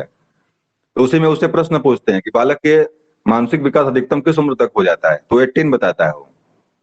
और वही चीज यहाँ पे लिखी हुई है आपके मनोविज्ञान में, आपके मालती स्वास्थ्य तो पीडी पाठक किताब में यही बातें लिखी हुई हैं कि बालक की उम्र का जो मानसिक विकास होता है, जो बौद्धिक, जो बुद्धि का डेवलपमेंट होता है, 18 वर्ष की उम्र तक हो जाता है। चलिए तो दूसरी चीज देखे यहाँ पे दिवा स्वप्न। दीवा स्वप्न है, मतलब दीवा का मतलब होता है दिन, स्वप्न मतलब होता है स्वप्न। भाई दिन में ही स्वप्न देखना, खुली आंखों से स्वप्न देखना। बालक कहीं बैठा हुआ है, अक्सर देखे होंगे कुछ बालक जो है, कुछ किशोरावस्था के बालक बड़े एकांतप्रिय और सुस्त होते हैं। वो आपको कहीं अकेले बैठे हुए मिलेंगे, आपको कहीं बाग में देखे, बाग में बैठे हुए मिलेगा, कोई मिलेगा, कोई कहीं बैठा हुआ मिलेगा। वर्तमान में तो कंडीशन थोड़ा सा गड़बड़ हो गई है। कारण क्या है कि वर्तमान में लोग अकेले मिलेंगे, मोबाइल लेके बैठे मिलेंगे आपको, मतलब स्वप्न वाला काम खत्म हो गया है। मोबाइल जब से आ गई है तब से दिवा स्वप्न का काम क्या हो गया, दिवा स्वप्न का काम खत्म हो गया। अब बच्चों के पास समय नहीं है दिवा स्वप्न देखने के लिए, क्योंकि अब स्वप्न देखना काम उनका बंद है। अब दिन भर क्या देखते हैं वो, कहीं एकांत मिलेंगे तब मोबाइल देखते हैं। अब वो बैठ करके दिवा स्वप्न जो है नहीं देखते हैं। अगर 10 लोग बैठे हैं तब भी मोबाइल देखते हुए मिलेंगे आपको, मतलब साथ बातचीत करना, खेलना कूदना बंद उनका, मतलब पूरी तरह से बाल्यावस्था, किशोरावस्था, शैशवावस्था गायब है यहाँ से। अब सारी अवस्था अब आ गई, मोबाइल में आ गई है। तो आ जाइए इसमें। तो अगर लेकिन परीक्षा में जो प्रश्न आपके आएगा, दिवा स्वप्न की बात अगर आएगी तो वहां पे आप किशोरावस्था को ही टिक करेंगे, क्योंकि और एक चीज और देखिए, गौर करिएगा यहाँ पे, दिवा स्वप्न बिल्कुल सही है गलत है ये अलग चीज है। दिवा स्वप्न आपके अंदर कुछ शक्तियों को भी विकसित करने के लिए आपको अवसर देता है। ऐसे अक्सर जो आपके अंदर जो कविता, कवित्व भावना, आपके अंदर संवेगिक विकास की भावना, या नाटक खेलने की क्षमता, नाटक खेलने का मतलब मंचन करने वाला काम, ये सभी जो डेवलपमेंट होता है ये दिवा स्वप्न से ही डेवलप होता है। अक्सर अक्सर लेखक जो होते हैं बहुत सारी बातों को कल्पना करके लिख देते हैं, कल्पना करके ही तो सारी बातें, बहुत सारी बातें आपके रामायण महाभारत सब काल्पनिक ग्रंथ ही हैं। बहुत सारे ग्रंथ आपके काल्पनिक हैं, मतलब लेखक जो होते हैं कल्पना करके लिखते हैं। मतलब खास करके राइटर की दुनिया में इस तरह के कवि बनने के लिए जो है दिवा स्वप्न और बाकी इस तरह की कल्पनाओं का भी होना जो है अति आवश्यक है। और यह आपको जो है एक नए तरीके का आपको मंच प्रदान करती है और बाकी आपको आगे ले जाती है। सर एक चीज और यहाँ पे, हाँ बताइए। सर ये जो किशोरावस्था है सर, अर्ध स्वप्न के नाम से भी जानते हैं इसको। अर्ध स्वप्न वाली अवस्था कहीं तो बाल्यावस्था तो नहीं है, दिवा स्वप्न तो ठीक है। अर्ध स्वप्न, अर्ध स्वप्न वाली अवस्था तो कहीं से थोड़ा सा दिमाग में नहीं फिट हो रहा है। सर मैं कहीं पढ़ा था। हो सकता है दिवा स्वप्न का मतलब हो सकता है नहीं नहीं भाई, बाल्यावस्था की विशेषता वो दिवा अर्ध स्वप्न है। लिखवाया था अर्ध कल मैंने स्वप्न, इसको, हाँ लिखिए। अर्ध स्वप्न मैंने लिखवाया था बाल्यावस्था में कल। जी सर। इसको देखिएगा, बाल्यावस्था की विशेषता ये है। और एक घनिष्ठ मित्रता, घनिष्ठ व व्यक्तिगत मित्रता। किशोरावस्था में बालक के जो है 1 या 2 मित्र ही होते हैं जिनके साथ अपनी सारी बातों को शेयर करता है वो, और घंटों 2 घंटे बैठकर बात करता है। एक काम, एक क्रियाकलाप हम लोगों ने भी किया है। हम लोग उस उम्र से बाहर निकल चुके हैं, लेकिन ये जो चीज लिखा हुआ है उस समय तो मैंने मनोविज्ञान नहीं पढ़ा, लेकिन बिल्कुल फैक्ट लिखा हुआ है। आपके 1 या 2 मित्र सही बनते हैं और उन्हीं मित्रों के साथ पूरा समय आप स्पेंड करना चाहते हैं। पूरा घंटा 2 घंटा बैठ के बात करेंगे, तरह तरह की चर्चा करेंगे। तो एक घनिष्ठ और व्यक्तिगत मित्रता जो होती है वो किस काल में होती है, किशोरावस्था की ही विशेषता है। बाकी चीजें सबके खेलना कूदना अपनी जगह पे है, लेकिन सारी बातें शेयर सबसे लोग नहीं करते हैं। शेयर करने के लिए मात्र उसके पास 1 या 2 मित्र ही होते हैं जिनसे बैठकर सारी बातों को जो है अपने बताते हैं। मतलब घनिष्ठ और व्यक्तिगत मित्रता किस काल में होती है, ये जो है किशोरावस्था में। देख वैलेंटाइन महोदय का कथन यहाँ पे एक है, नोट कर लीजिए इसको। घनिष्ठ और व्यक्तिगत मित्रता उत्तर किशोरावस्था की विशेषता है। नोट कर लीजिए इसको, घनिष्ठ और व्यक्तिगत मित्रता किशोरावस्था की विशेषता है। उत्तर किशोरावस्था है, नोट कर लीजिएगा इसको। घनिष्ठ और व्यक्तिगत मित्रता उत्तर किशोरावस्था की विशेषता है। व्यक्तिगत, घनिष्ठ और व्यक्तिगत वैलेंटाइन महोदय कथन है। मित्रता। तो मतलब वैलेंटाइन का मतलब होता क्या है, कोई बताएगा? घनिष्ठ और हाँ बताइए, क्या? कोई कुछ पूछ रहा बताइए, क्या हुआ? घनिष्ठ और मित्रता, घनिष्ठ और व्यक्तिगत मित्रता उत्तर किशोरावस्था की विशेषता है वैलेंटाइन। उसे वैलेंटाइन का मतलब होता है प्रेम पत्र दिवस, और इसी को जो है कि डंडा दिवस के रूप में मनाने, डंडा दिवस के रूप में जो है कि जो क्या बोलते हैं, जो भाजपा जो शिव सैनिक हैं, जो है शिवसेना वाले हैं, खोज खोज के डंडा से मारते हैं उस दिन लोगों को यहाँ भारत में। वैलेंटाइन वैसे मुख्य रूप से यूरोप के थे, और वहां पर इस दिवस को, वैलेंटाइन दिवस को जो है प्रेम पत्र दिवस के रूप में या प्रेम दिवस के रूप में मनाया जाता है। लेकिन अब वैलेंटाइन यही थे, कोई और था इसके बारे में पता में नहीं है। आगे देखिए है व्यवहार में भिन्नता। बिल्कुल फैक्ट है कि एक ही विषय पर, एक ही तथ्य पर, एक ही कंडीशन पर बालक अलग अलग टाइम पे अलग अलग का व्यवहार कर सकता है। तो बराबर उसके मन में क्या होती है, व्यवहार में भिन्नता बराबर मिलेगी आपको।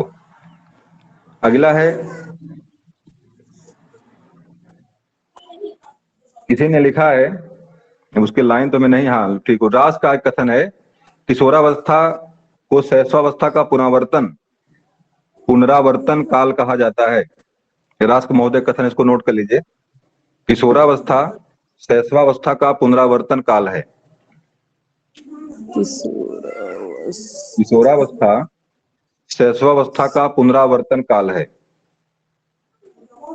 कारण क्या है? स्थिरता और समायोजन का अभाव। और इसके पहले मैंने एक चर्चा एक दिन किया था आप लोगों से, उस नाम तो नहीं उसमें पता था किसने कहा यह है। मैंने बताया था कि जो काम सुषुप्तावस्था में होता है, काम जो है आपके नहीं जागृत अवस्था में, बाल्यावस्था शैशवावस्था में जो होता है, वो पुनः बाल्यावस्था में सो जाता आकर के है, और पुनः जो है कि जागने वाला जागता कब जाकर के है, किशोरावस्था में जाके जागता है वो। इसी कारण से कुछ मनोवैज्ञानिकों ने या रास ने इसको जो है क्या कहा है, इसको जो है कि शैशवावस्था का पुनरावर्तन काल किशोरावस्था को कहा है। इसमें रास महोदय का नाम यहाँ पे आ गया, रास महोदय ने लाइन कही है। दूसरी चीज है कि स्थिरता और समायोजन का अभाव। शैशवावस्था में बिल्कुल वही होता है, बालक स्थिर नहीं होता है, असमायोजित होता है, वो सारी चीजें आपकी किशोरावस्था में पुनः आकर के दिखने लगती है।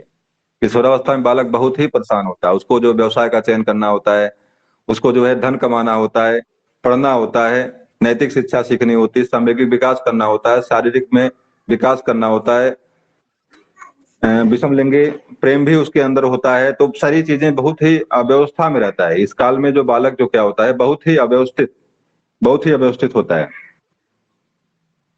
लेकिन रास के अनुसार कथन एक है कि इस इस उम्र के लास्ट पड़ाव में, मतलब 17 से 18 वर्ष के या 16 से 18 वर्ष के बीच में जो है, शिशु के समान किशोर को अपने वातावरण से समायोजन करने का कार्य प्रारंभ करना पड़ता है। और लास्ट उम्र तक आते आते, मतलब अंतिम उम्र तक आते आते, किशोरावस्था के अंतिम स्टेज पर आते आते अपने आप को वह जो है समायोजित कर लेता है।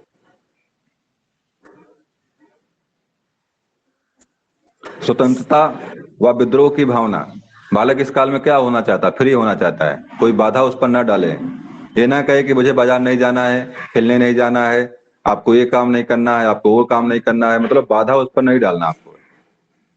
स्वतंत्रता का पोषक होता है वो, बिल्कुल अपने ऊपर कोई नियंत्रण, कोई पाबंदी खुले मन से स्वीकार नहीं कर। अलग बात है डंडे के डर से स्वीकार कर ले, पापा मारेंगे, मम्मी डांटेंगी, खाना नहीं मिलेगा, तो ये सारी चीजें हो सकती स्वीकार कर ले, लेकिन आपको अपने पर नियंत्रण, यहाँ पर वो स्वीकार करना खुले मन से, पूरे मन से स्वीकार नहीं करता है। अगला चीज है काम शक्ति की परिपक्वता। काम शक्ति की परिपक्वता बिल्कुल जो सबको पता है, इसमें बताने लायक कुछ है ही नहीं। अगला है समूह का महत्व। समूह का महत्व, निश्चित रूप से बालक इस काल में जो है किसी न किसी समूह का सदस्य होता है। उसकी विचारधारा, उसके जो वस्त्र, नैतिक मूल्य, आदतें उसके जीवन में बहुत विशेष रूप से प्रभाव डालती हैं। जिस तरह के समूह में वह बालक जो है दिन व्यतीत करेगा, उसी तरह की सारी विचारधाराएं उसके अंदर।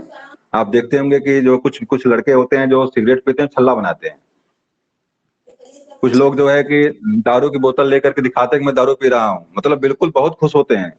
मैं तो देखा हूं, हमारे गांव में एक लड़का है, वो डरता थोड़ा सा हमसे, लेकिन जो है कि वो कहीं न कहीं दिखाना चाहता है कि मैं दारू पीता हूँ। मतलब उसके मन में एक, मैं दारू बहुत बड़ी चीज, मैं दारू जो है दारू का सेवन कर रहा हूँ, दिखाना चाहता मुझसे।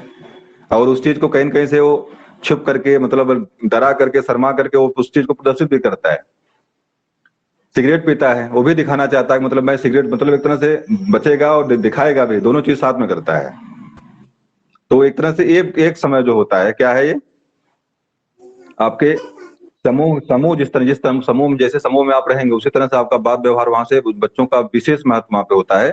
तो विशेष रूप से हमारे बच्चों पर हमें विशेष रूप से ध्यान यहाँ कंट्रोल करना है कि ताकि बच्चे हमारे सही समूह को पकड़ें, सही लोगों के साथ रहें, ताकि उनके मन में इस तरह गलत भावनाएं, गलत विचार जो है ना आए। अगला देखिए, समाज सेवा की भावना। समाज सेवा की भावना बिल्कुल जैसे बाल्यावस्था में होता है कि बालक सारे धार्मिक कार्यों में लिप्त होता है, उसी तरह से इस उम्र में आते आते बालक के मन में देश प्रेम, राष्ट्र प्रेम, समाज प्रेम, मानवता कूट कूट कर भर जाती हैं और वो अपना सर्वोत्तम करने का प्रयास करता है, सर्वोत्तम करने का प्रयास करता है, जो भी संभव उसका होता है। इसमें एक कथन है रास महोदय का, किशोर समाज सेवा के आदर्शों, निर्माण और पोषण करता है, उसका उदार हृदय मानव जात के प्रेम से उत्प्रोत होता है और वह आदर्श समाज के निर्माण में सहायता देने के लिए उद्विग्न होता है। मतलब किशोर जो है, किशोर के अंदर एक गुण रास का कथन है ये, मतलब किशोर समाज सेवा की भावना को लेकर बहुत ही प्रेषित और अग्रेसित होता है। अब अंत में ईश्वर और धर्म में विश्वास। मैंने बताया कि शुरुआती स्टेज में बिल्कुल आदर्श, बिल्कुल जो है कि ईश्वर पर विश्वास नहीं करता है, बिल्कुल विरोध करेगा, नहीं गलत है, ये सही है, पूजा मूर्ति पूजा मत करो, ये मत करो। लेकिन एक उम्र के बाद 17 से 18 वर्ष की उम्र तक आते आते उस बात को धीरे धीरे वो क्या करने लगता है, स्वीकार करने लगता है। लेकिन समस्या ये है कि कुछ लोग ये होते हैं कि इस उम्र के बाद समझ पाते हैं कि जो है कि ईश्वर है कि नहीं है। जैसे मेरे भी मन में जो है 18 से 19 वर्ष तक पूरी तरह से मैं हनुमान का भक्त था, राम और कृष्ण में पूरी तरह से आस्था थी, देवी देवताओं की पूजा करता था, डर लगता था उन लोगों से कहीं ऐसा ना मेरे साथ कुछ गलत बर्ताव कर ले जाएं। लेकिन बाल्यावस्था में मैंने कुछ काम किया था जो विरोधी था उसका। बाल्यावस्था में मेरे कुछ काम जो ईश्वर के विरोधी थे, मैं बिल्कुल नहीं मानता था कि ईश्वर किसी चीज को। लेकिन पुनः किशोरावस्था में मेरे मन में विश्वास जम गया, लेकिन उसके बाद प्रौढ़ावस्था में पुनः निकल गया, गायब हो गया, क्योंकि वहां से तर्क और विज्ञान ने जगह बनाई अपनी। तर्क विज्ञान वहां पे आया, उसने गायब कर दिया उसको कि बिल्कुल जो मैं सोचा था वो गलत था। मतलब बुद्धि का विकास जो हुआ, वास्तव में बुद्धि का जो निर्माण हुआ, जो तर्क संगत विचार जो आए किशोरावस्था के बाद आए। तो बिल्कुल आपको अगर प्रश्न अगर आता है यहाँ से कि ईश्वर में, धर्म में विश्वास किस काल की विशेषता हो जाती है, तो आपको यहाँ पे किशोरावस्था को टिक करना है। अपराध प्रवृत्ति का विकास जान ही रहे हैं, बहुत लोगों ने इसे नर्सरी कहा है इस उम्र को, अपराध की नर्सरी। सारे किशोरावस्था के बालक ही जो है आपके बड़े बड़े अपराधी है, बाकी चीजें बनते हैं। और उसमें कथन वैलेंटाइन महोदय का है, नोट कर लीजिए इस लाइन को। वैलेंटाइन महोदय का लाइन है ये, किशोरावस्था अपराध प्रवृत्ति के विकास का नाजुक समय है। नोट कर लीजिए इस लाइन को, किसने कहा है। किशोरावस्था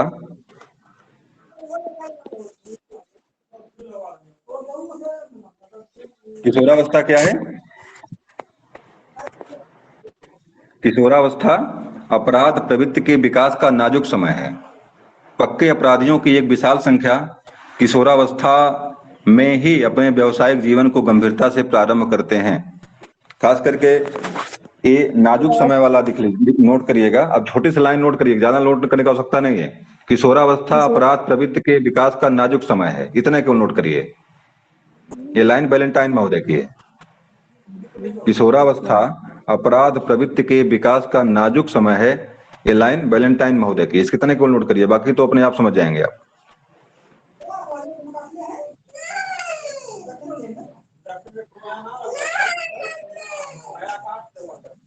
व्यवसाय का चुनाव। किशोरावस्था में बहुत सारे बालक मिलेंगे आपको जो व्यवसाय को लेकर बहुत चिंतित रहते हैं कि क्या किया जाए, कैसे आगे बढ़ा जाए, कौन सा व्यवसाय करें ताकि पैसा मिल जाए हमको। इसी चक्कर में वे अपराध प्रवृत्ति के शिकार भी होते हैं। कभी कभी जो किसी कंपनी बुलाएगी वहां चले जाएंगे और वहां जाकर के अन्य दूसरे तरह के कुसंगतियों में, बाकी चीजों में फंस जाते जाकर के। तो व्यवसाय चयन को लेकर बहुत ही सेंसिटिव होते हैं और इसीलिए शिक्षा की जो व्यवस्था की गई, आपकी व्यावसायिक शिक्षा की व्यवस्था जो की गई है, किशोरावस्था के खास करके कक्षा 8 के पास होने के बाद आपके IIT पॉलिटेक्निक कक्षा 10 पास होते ही आपको सारी व्यवस्थाएं आपको मिलती हैं। 10 पास होते ही आपको पॉलिटेक्निक, ITI, ये सारी चीजें आपको कराई जाती हैं। कंप्यूटर शिक्षा, ये सारी शिक्षाएं आपकी 10 पास होते ही आपको 10 में ही से ही स्टार्ट की जाती हैं, ताकि बालक को व्यवसाय के रूप में जो है वहां पे एक अच्छा मार्गदर्शन वहां से मिले। तो व्यवसाय के चुनाव का समय होता ये है। और इसमें स्टेनली हॉल की एक लाइन है, किशोरावस्था एक नया जन्म है। किशोरावस्था एक नया जन्म है, क्योंकि इसी में उच्चतर और श्रेष्ठतर मानव विशेषताओं के दर्शन होते हैं। ये लाइन किसकी है? स्टेनली हॉल की है। फिलहाल महत्वपूर्ण भी है, इसको बहुत महत्वपूर्ण नहीं है, परीक्षा में नहीं आई है। तो देखिए पुनः एक बार सुन लीजिए, किशोरावस्था की विशेषताओं के बारे में एक बार पुनः सुन लीजिए। आदर्शवादी होना, वीर पूजा की भावना, ये भी देखिए परीक्षा में कई बार आता है, वीर पूजा की भावना। वीर पूजा का मतलब यह है कि बालक के मन में किशोरावस्था में उसका कोई न कोई एक आदर्श जरूर होता है, चाहे वो फिल्म का हीरो हो, चाहे किसी क्रानिक का हीरो हो, चाहे किसी पत्रिका का हीरो हो, चाहे वह शिक्षक उसका हो, चाहे उसका कोई नटखट दोस्त कोई हो, या उसका कोई बहुत बड़ा जो है कि अपराधी प्रवृत्ति का कोई आदमी हो, कोई न कोई व्यक्ति जरूर उसके मन में रहेगा, चाहे कोई देवी देवता कोई हो, तो कोई न कोई उसका आदर्श जरूर, वीर पूजा की भावना उसके मन में रहती है। कोई न कोई व्यक्ति उसका आदर्श और उसकी पूजा जरूर करता है, चाहे वो राम की करे, चाहे सीता की करे, चाहे रावण की करे, चाहे वो जो है कि आपके किसी जो जैसे क्या बोलते हैं, शक्तिमान बीच में आया था, कई लोग बच्चे जो छत से कूद के मर गए जाकर के कि शक्तिमान मुझे बचाने आएगा। टीवी में देखते लोग थे ना कि वहां से बच्चे कूदते थे, कूदने के बाद बच्चे जो बच्चों को बचाने के लिए शक्तिमान उड़ते हुए आता था, बच्चों को पकड़ता था करके। अभी आप देखते होंगे कि छोटे बच्चे जो है, छोटे बच्चे या बड़े छोटे बच्चे तो विशेष रूप से क्रॉनिकल जो हीरो होते हैं, जैसे आपका डब्लू बबलू हुआ, मतलब बाल्यावस्था विशेष बता रहा हूँ, बाल्यावस्था की डब्लू बबलू हुआ, या आपके जो भी टीवी वाले सीरियल जो आते हैं उनको देखकर उनको कहते हैं ये बढ़िया है, डब्लू बबलू की तरह बनना मुझे है। एक वीर करके आता है, बालवीर, बच्चे बालवीर बनना चाहते हैं, बालवीर की तरह जो सारी उनकी व्यवस्थाएं क्रियाकलाप उनके होने लगते हैं। तो टीवी सीरियल जो बनाया जाता है खास करके बच्चों को विशेषता को देख करके ही बनाया जाता है। तो लेकिन जब बच्चे बड़े होते हैं तो उनके जो हीरो होते हैं, उनके हीरो जो होते हैं विशेष प्रकार के हीरो, स्पेशल हीरो होते हैं। जैसे आपका वहां पे हीरो जो है कोई राम सीता, या आपका कोई जो शिक्षक, कोई आपका अच्छा दोस्त आपका आदर्श बनता है और वह आपके जीवन को पूरी तरह से प्रभावित करता है। तो ये जरूरी है कि आपके घरों में जो चित्र, फोटो, तस्वीरें जो लगे, किसकी लगनी चाहिए? जिसको देखकर बच्चा आगे बढ़ सके, जिसको हीरो मानकर बच्चा वहां से आगे बढ़े। जो टीवी सीरियल चलता है, बच्चों को वह चीजें दिखाइए उस टाइम पे जो बच्चों के लिए आदर्श बन सके। आपके टीवी में एक सीरियल आता है वीर बालक भीमराव अंबेडकर, इसमें आ रहा है, इसमें बिग मैजिक पर आता है, सीरियल आता है, ये क्या नाम, उसका नाम नहीं आ रहा है, बालक भीमराव अंबेडकर करके आ रहा है, बुद्ध का आ रहा है। तो बालक जब इन चीजों को, इनको अंबेडकर को देखेगा, अगर बालक वास्तव में, अगर हमारा जो बालक है कक्षा 6 का, 10 का, इंटर का, अगर बालक वास्तव में भीमराव अंबेडकर को देख ले तो पढ़ने के लिए कितना संघर्ष किए वो, किस तरह से भगाया गया, किस तरह डपटा गया, किस तरह से कक्षा से बाहर बैठकर वो पढ़ते थे, अगर देखें इसको बालक जो है, तो उनके मन में अंबेडकर के प्रति वीर भावना आएगी, अंबेडकर उनका आदर्श बनेगा, और बच्चे क्या करेंगे, बच्चे जो है उनका अनुसरण करेंगे और सब क्षेत्र में आगे बढ़ेंगे। लेकिन अगर आप उनको क्या दिखाते हैं, उनको अगर आप गंगा दिखाते हैं, गंगा वाला भी सीरियल हिटवाता है टीवी में, बिग मैजिक पर ही आता है। फिर उनको आप जो है कि जो धार्मिक चरित्र, धार्मिक आते हैं, महाशिवरात्रि, महाशंकर, इस तरह करके आते हैं, गंगा, दुर्गा, इस तरह दिखाते हैं, तो भाई दुर्गा का आदर्श मान के आगे बढ़ेंगे वहां से हो। तो बालक के अंदर आपको लाना क्या है, बालक को बनाना किस तरह से आपको है, उसी हिसाब से अपने घर के फोटो, चित्र, तस्वीरें, जो भी चीजें हों, अगर आपके घर में महात्मा गांधी का फोटो लगा हुआ है, सुभाष चंद्र बोस का लगा हुआ है, भगत सिंह का लगा हुआ है, बच्चे उनको देखेंगे, उनको आदर्श बनाएंगे।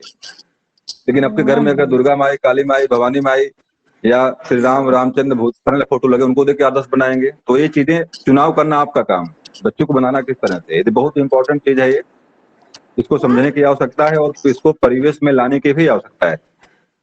तो बात थी यहाँ पे कि बालक के अंदर जो आदर्शवादी या इस तरह की विशेषताएं कैसे कैसे आती है यहाँ से।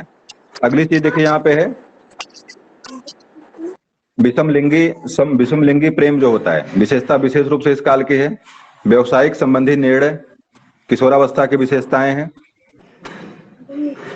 अपने अस्तित्व को लेकर संघर्ष करना किशोरावस्था की विशेषताएं हैं। अमूर्त चिंतन, कल्पनाशीलता, ये दिवा स्वप्न, इस काल की विशेषताएं हैं। तो इस तरह से ये सारी चीजें आपके किशोरावस्था की विशेषताएं हैं। तो इस बारे में थोड़ा सा अगर आप सही से पढ़ेंगे तो बच्चों को मार्गदर्शन करने में भी आपको सुविधा होगी। पढ़ाई लिखाई तो अपनी जगह पे है, परीक्षा पास करना ही करना आपको है, लेकिन बाकी चीजें भी आपको यहाँ से मिलेंगी।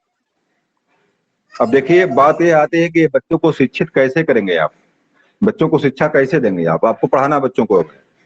अब बच्चों को किशोरावस्था के बच्चों की शिक्षित करने की व्यवस्था क्या है, कैसे उनको आप ट्रेनिंग देंगे, कैसे शिक्षित करेंगे, इसके लिए कुछ चीजें थोड़ा सा देख लीजिए आप। जो है शारीरिक शिक्षा बच्चों को कैसे देंगे, उसके लिए आप स्कूल में खेल कूद, व्यायाम, स्वास्थ्य शिक्षा की व्यवस्था आप स्कूल में करनी आपको है। मानसिक विकास के लिए स्कूल में आपको कला, विज्ञान, साहित्य, भूगोल या जिज्ञासा, संतुष्टि, अंत्याक्षरी, कविता लेखन, इस तरह की व्यवस्था आपको मानसिक विकास के लिए करना है। सांवेगिक विकास के लिए संगीत और संस्कृत के कार्यक्रम, विज्ञान के कार्यक्रम भी विद्यालय में आपको लगवाना है। और सामाजिक संबंधों के लिए सामूहिक क्रियाएं, सामूहिक खेल, स्काउटिंग आदि जो है, आज खास करके स्काउट गाइड की व्यवस्था खास कर किस काल के बच्चों के लिए बताइए। स्काउट गाइड और एनएसएस विद्यालयों में चलाया जाता है, एनएसएस कैंप चलते हैं विद्यालय में, तो खासकर किस काल के बच्चों के लिए, किशोरावस्था और बाल्यावस्था दोनों के लिए। कक्षा 6 से स्काउट गाइडिंग प्रारंभ होती है। स्काउट गाइडिंग जो है आपकी कक्षा 6 से प्रारंभ होती है। कक्षा 6 किताब में आपको स्काउट गाइड मिलेगा और ये आपके इंटर तक बीए तक चलती है, स्काउट गाइड चलती है। और एक तरह से बालक के जो इस तरह की समस्याओं को समाधान के लिए उसको बनाया गया। हम जा देखते हो मेरे को बोलते हैं ना रखा है चला रहा एक जानिए कि धार्मिक और नैतिक शिक्षा के लिए कोठारी आयोग का एक, कोठारी कमीशन का एक कथन है, उसको नोट कर लीजिए। कोठारी कमीशन ने प्रथम बार जो है ये कहा कि विद्यालयों में, माध्यमिक विद्यालयों में नैतिक और आध्यात्मिक मूल्यों की शिक्षा की सिफारिश किया। अगर परीक्षा में प्रश्न आपसे आता है किस कमीशन ने माध्यमिक विद्यालयों में नैतिक और आध्यात्मिक मूल्यों की शिक्षा की सिफारिश की, इसका जवाब क्या रहेगा आपका? कोठारी कमीशन रहेगा। कोठारी कमीशन ने प्रथम बार जो है माध्यमिक विद्यालयों में नैतिक और धार्मिक या आध्यात्मिक शिक्षा की जो सिफारिश की, ताकि बालक के अंदर जो है नैतिक शिक्षा का विकास हो। और एक यौन शिक्षा की बात विशेष रूप से किशोरावस्था में आती है। यौन शिक्षा बालक को दी जाए कि ना दी जाए, बहुत दुविधा में लोग रहते हैं कि बालक को जो विषम लिंगी चीजें जो है इसके बारे में बताई जाए कि ना बताई जाए, किस तरह किया जाए, बालक के साथ व्यवहार किस तरह का हो। तो बिल्कुल यहाँ पे दुविधा में रहने की बिल्कुल आवश्यकता नहीं है। अगर आप नहीं बताएंगे तो कहीं न कहीं बालक सीखेगा। इससे अच्छी बात यह है कि माता पिता एक ऐसे बुरे जो है कि दोस्त की तरह अपने बच्चे को जो है यौन शिक्षा में क्या क्या होता है, कैसे कैसे परिवर्तन आते हैं, या खास करके शिक्षक मुख्य भूमिका में इसमें होता है। विद्यालय में जो शिक्षा दी जाती है 9 से 10 में दी जाती है, वहां पे उसमें यौन शिक्षा का भी एक विकल्प है। खास करके बालक को यौन अंगों के बारे में कैसे कैसे क्या होता है, सारी चीजें डिटेल में बताई जाती है वहां पे। तो यौन शिक्षा की विशेषता जो है खास करके किशोरावस्था में बच्चों को मिलनी चाहिए, और नहीं मिलेगी तो बालक कहीं कहीं उसको सीखेगा और गलत तरीके से सीखेगा उसको, तो कहीं कहीं से उसके जो है स्तन विकास को प्रभावित करेगा वहां से।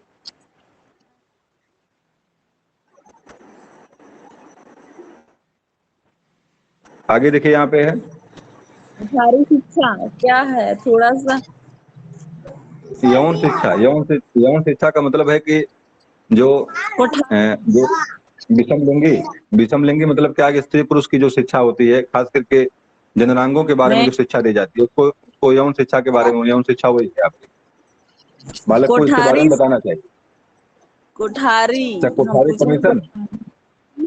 कोठारी कमीशन जो है कि माध्यमिक विद्यालयों में नैतिक और आध्यात्मिक मूल्यों की शिक्षा की सिफारिश करता है, धार्मिक शिक्षा की सिफारिश करता है, नैतिक शिक्षा की सिफारिश करता है। परीक्षा में प्रश्न आपके आता है कि कौन सा कमीशन माध्यमिक विद्यालयों में आध्यात्मिक और नैतिक शिक्षा की सिफारिश करता है, इसका जवाब क्या देंगे आप? कोठारी कमीशन देंगे।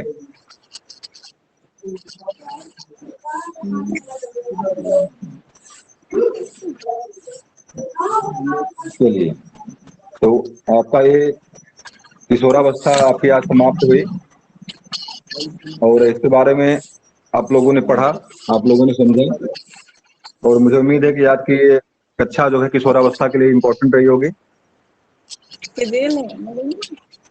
और कक्षा से जुड़े आप सभी लोगों को बार बार धन्यवाद। कम से कम आप लोगों ने इतना टाइम लगा करके इतना मेहनत से इतना मनोयोग से सुना है इसको।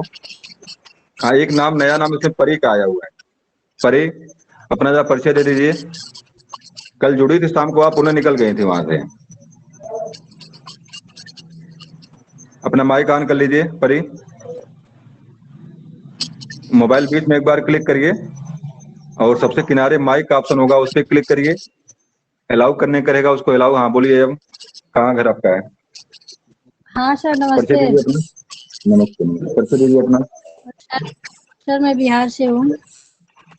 चलिए, बहुत बहुत स्वागत है। बिहार से, हमें लग रहा पहले आप इसमें जुड़ने वाले हैं, जो यूपी के सर बगल मैं स्टेट बिहार से जुड़ा हुआ है। यूपी से हूँ, लेकिन अब मेरा ससुराल मायके यहाँ हो गया है बिहार में। यूपी में कहाँ घर आपका है? यूपी में भटनी में, भटनी का मतलब देवरिया देवरिया? डिस्ट्रिक्ट में।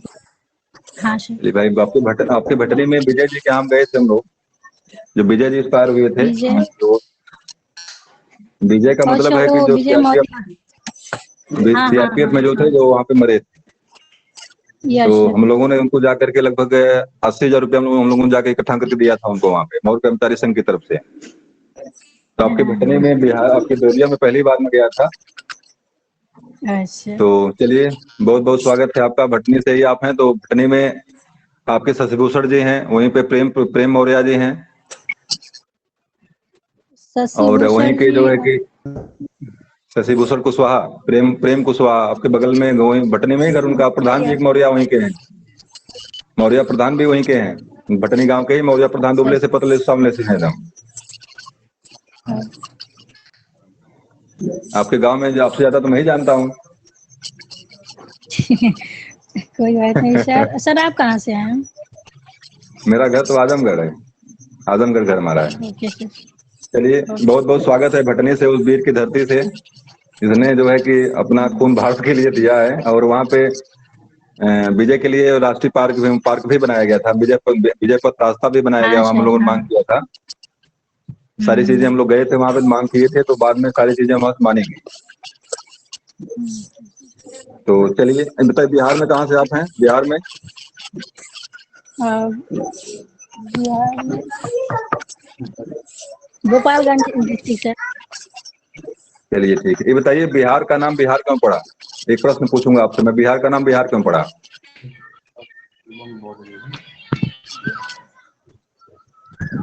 भाई बिहार में है तो बिहार के बारे में कुछ जानना चाहिए आपको। बिहार का नाम बिहार क्यों पड़ा?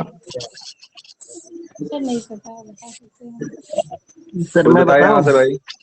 हाँ बताइए। पहले सर वो लोग बिना घर के थे। बहुत बढ़िया। तब घूमते थे वो, केवल दूसरे नाम उनका बिहार पड़ गया। हाँ घूमते थे वो, बिना घर के घूमते, इसलिए उनका नाम बिहारी पड़ गया। मतलब बिहारी का मतलब बिहार करने वाला। और कोई बताए, और कोई बताए यहाँ से? देखिए, एक बहुत बड़ा ऐतिहासिक तथ्य यहाँ पे है। सम्राट अशोक, या हमारा मौर्य वंश जो है मुख्य रूप से पाटलिपुत्र की, हमारी राजधानी मौर्य वंश की थी, पटना या पाटलिपुत्र थी। Yes sir. पटना पाटलिपुत्र आपके बिहार में ही पड़ता है। तो हमारी राजधानी पाटलिपुत्र थी, और सम्राट अशोक ने सबसे अधिक बौद्ध धर्म के लिए बिहार बनाने का काम वहीं पे किया था। सम्राट अशोक जो बौद्ध धर्म का अनुयायी था, वहीं का शासक था, और उसने सबसे अधिक बिहार का मतलब होता है जहां पर जो बौद्ध धर्म के अनुयायी निवास करते हैं, इसको बौद्ध बिहार कहा जाता है। और अधिकतम मात्रा में वहां पे सम्राट अशोक ने बनवाया था। उसी के कारण जो है बिहार का नाम क्या पड़ा? बिहार पड़ा है। घूमने के कारण नहीं पड़ा हुआ है, घूमने के कारण नहीं बिहार नाम पड़ा उसका है कि वहां के लोग बिना घर के थे, ऐसा नहीं है। वहां पर जो है सबसे अधिक मात्रा में जो है बिहार बनाए गए थे सम्राट अशोक के द्वारा, जो कि आपके वंश का सबसे महान शासक है, जिसके आगे महान लगता है मौर्य वंश का। उसी के कारण जो है इतिहास आपको जानना चाहिए मौर्य वंश का, क्योंकि आप मौर्य वंशी हैं। चंद्रगुप्त, अशोक, गौतम बुद्ध के बारे में थोड़ा सा पढ़िए, तभी आपके मन में थैंक जो यू अपने सर। समाज, बिहार अपने प्रति जो है। चलिए ठीक है, तो आप लोगों से जुड़ के अच्छा लगा, और आज की क्लास हम यहीं पे समाप्त करते हैं अब। Okay sir. और विद्यालय भी चलना है। फिलहाल 8:15 बज रहा भी है, तो 10 मिनट समय मेरे पास है। लेकिन चलिए ठीक है, आज की कक्षा यहीं शुरू करते समाप्त करते हैं। और अब कल पुनः नहीं, कल नहीं, शाम को पुनः क्लास चलेगी संस्कृत की सर इंग्लिश क्लास में। क्लास नहीं।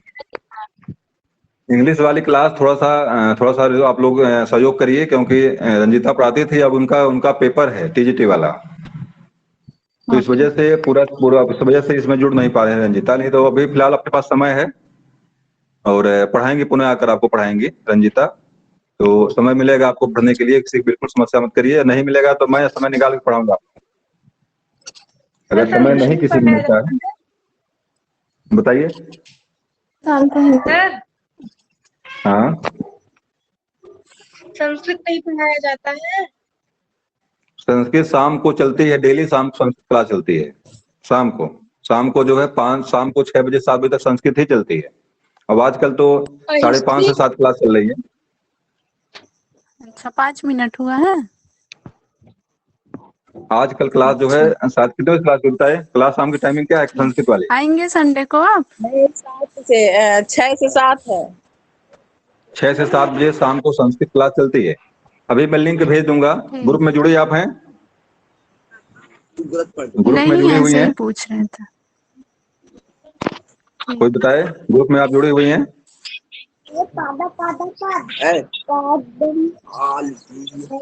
चलिए ठीक है, अभी मैं जो जिस ऐप से जुड़ी आप हैं उसी चैट में जो है मैं ग्रुप का लिंक सेंड कर देता हूं, और माला की क्लास का भी मैं लिंक वहां भेज दूंगा। आप उसका अच्छा जुड़ जाइए। शाम को क्लास 6-7 बीच में चलेगी, तो वहां से जुड़िएगा आप जो है। और ग्रुप का भी लिंक सेंड करूंगा, ग्रुप में भी जाकर। क्या चीज? क्या तुम्हें बताइए एक बार। हिस्ट्री पूछ रही है। इतिहास पढ़ाया गया आपको है, जो पुराने लोग पढ़ने वाले हैं। फिलहाल सुनान भैया जी इतिहास पढ़ाए आपको, इतिहास पढ़ाए हैं आपको, नागरिक शास्त्र पढ़ाए हैं। इतना बढ़िया पढ़ाए हैं कि अभी पुणे मिलेंगे वो। थोड़ा सा समस्या में है, कब मिलेंगे सर? लेकिन मिलेंगे। थोड़ा सा इंतजार कर लीजिए, आपके टाइम से मिल जाएंगे वो। थोड़ा समस्या में है, इस वजह से कई बार फोन मैंने किया उनके पास, लेकिन पढ़ाएंगे आपको पुनः। तो उन्होंने नागरिक शास्त्र, इतिहास, सारी चीजें पढ़ाया उन्होंने, और भी सारी चीजें वो पढ़ाएंगे, पुनः पढ़ाएंगे आपको आकर के। तो श्रीमान भैया जी आ जाएंगे, पूरी कक्षा हमारी पूरी हो जाएगी। बाकी कोई आए ना आए, ये गणित वाले सर जी राजकुमार जी रहे और इतिहास वाले केवल आ जाए, बाकी सारी कक्षाएं आपकी पूरी रहेंगी। और जब तक आप लोग पढ़ेंगे, मैं अपने वाला नहीं यहाँ से हूँ, मैं पढ़ाऊंगा आप लोगों को। बाकी लोग आते जाते रहेंगे, लेकिन मेरा क्लास, माला का क्लास, गणित वाली कक्षा और प्रयास, उम्मीद रहेगी कि आपके समान ज्ञान की कक्षा जो श्रीमान भैया भी जो है वो भी पढ़ाएंगे आपको। सर आप कौन कौन से तो सब्जेक्ट पढ़ाते हैं? सब सब्जेक्ट। बताइए भाई, इनको बताइए आप लोग कौन पढ़ाते हैं? सब पढ़ाते हैं, सब सब्जेक्ट पढ़ाते हैं। देखिए, जो टीचर नहीं होता उसको हम पढ़ाता है। बस केवल गणित हमको नहीं आती है, गणित बहुत समस्या वाली है। मनोविज्ञान भी समस्या हमारे लिए था, मनोविज्ञान पढ़ा रहे हैं आप लोगों को है पुनः। मनोविज्ञान भी हमको नहीं आता था, लेकिन मनोविज्ञान आप लोग के लिए पढ़ा रहे हैं। लेकिन बड़ी समस्यात्मक, क्योंकि ज्यादा समय देना पड़ता है मनोविज्ञान में पढ़ने के लिए, उसको समझने के लिए, क्योंकि पढ़ा पहले हूं नहीं कभी उसको मैं। तो फिलहाल कोई बात नहीं, आपके वजह से थोड़ा सा पढ़ने को अवसर मिल रहा है, तो मुझे अच्छा है। तो उसको पढ़ रहा हूँ मैं, कुछ पहले पढ़ना लिखना छोड़ दिया था, पढ़ रहा हूँ। तो चलिए ठीक है, फिलहाल आप लगातार जुड़िए। अभी मैं लिंक भेजूंगा आपके इसी जो टीचमेंट पे। अगर आप कक्षा, आप अगर ग्रुप से नहीं ज्वाइन किए हैं, तो इसी टीचमेंट ऐप में आप जब मेरी कक्षा पे क्लिक करेंगे तो वहाँ पर वहाँ चैट लिखेगा, चैट पे जाइएगा। तो वहां पर मैं अभी माला का और एक ग्रुप का, जो ग्रुप बना हुआ जहाँ से सारी सूचनाएं मिलती है लोगों को है, मैं उसका लिंक भेज दूंगा। उस लिंक से आप जो है ग्रुप में ज्वाइन हो जाइए। तो वो ग्रुप में ज्वाइन होने के बाद सारी चीजें आपको लगातार मिलती रहेंगी, बाकी कक्षाओं से स्वतः जुड़ जाएंगे आप।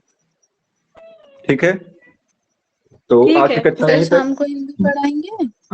आज की कक्षा यहीं तक। अब शाम की सूचना तो फिर माला ही दे सकती है, शाम क्लास है कि नहीं है, और उसके बारे में तो मैं पढ़ाऊंगा आप लोगों को। पढ़ाएंगे, मैं हिंदी पढ़ाऊंगा आप लोगों को शाम को। मैथ का क्लास? मैथ वाली क्लास राजकुमार जी पता नहीं कहाँ बोल रहे हैं, समझ में नहीं आ रहा। आप लोग फोन करके पूछिए उनसे ना, कहाँ नहीं पढ़ा रहे हैं। मैं नंबर भेज दे रहा हूँ, मैं बात करिए उनसे क्यों नहीं पढ़ा रहे हैं वो। अब वो भी कहीं हो सकता है कहीं नाप जोख में चक्कर में लगे हुए हों, लेखपाल हैं भाई, तो लेखपाल में जानते हैं यहाँ पे बहुत सारी समस्याएं होती हैं, तो कहीं व्यस्त रहे होंगे। फिलहाल पढ़ाते हैं लगातार, 2 दिन 3 दिन से 4 दिन से गायब हैं। चलिए ठीक है, फिलहाल क्लास हम समाप्त करते हैं यहीं पे। चलिए सर, ओके।